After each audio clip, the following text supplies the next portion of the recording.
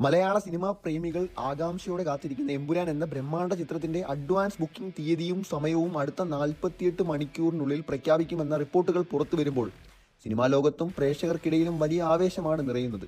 ലൂസിഫറിന്റെ ഗംഭീര വിജയത്തിന് ശേഷം മോഹൻലാൽ വീണ്ടും സ്റ്റീഫൻ നെടുമ്പള്ളിയായി അവതരിക്കുന്ന ഈ ചിത്രം ബോക്സ് ഓഫീസ് റെക്കോർഡുകൾ തിരുത്തിക്കുറിക്കുമോ എന്ന ആകാംക്ഷയിലാണ് എല്ലാവരും. കഴിഞ്ഞ കുറെ നാളുകളായി എമ്പുരാനെ പറ്റിയുള്ള ഓരോ ചെറു വിവരം പോലും സിനിമാ പ്രേമികൾ ആവേശത്തിലാക്കുമായിരുന്നു. ചിത്രത്തിന്റെ ഓരോ ഘട്ടത്തിലും പുറത്തുവരുന്ന ചിത്രങ്ങളും വാർത്തകളും ഈ ഹൈപ്പിനെ കൂടുതൽ ഊട്ടിയുറപ്പിച്ചു. പൃഥ്വിരാജ് സുകുമാരൻ സംവിധാനം ചെയ്യുന്ന ഈ ചിത്രം ലൂസിഫറിന്റെ തുടർച്ചയായതുകൊണ്ട് തന്നെ പ്രേക്ഷകരുടെ പ്രതീക്ഷകൾ വാനോളമാണ്. കേരളത്തിലെ തിയേറ്ററുകളിൽ എമ്പുരാൻ സൃഷ്ടിക്കാൻ പോകുന്ന തരംഗം എങ്ങനെയുള്ളതായിരിക്കുമെന്ന് ഊഹിക്കാൻ പോലും സാധിക്കാത്ത ഒരവസ്ഥയാണ് ഇപ്പോൾ നിലനിൽക്കുന്നത്.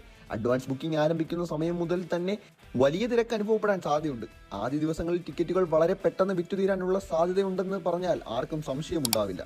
മുൻപ് പല വലിയ ചിത്രങ്ങളും റിലീസിന് മുമ്പ് തന്നെ വലിയ ഹൈപ്പ് നേടിയെങ്കിലും എമ്പുരാന്റെ കാര്യത്തിൽ ഇത് ഒരു പ്രത്യേക തലത്തിലേക്ക് ഉയർന്നിരിക്കുന്നു.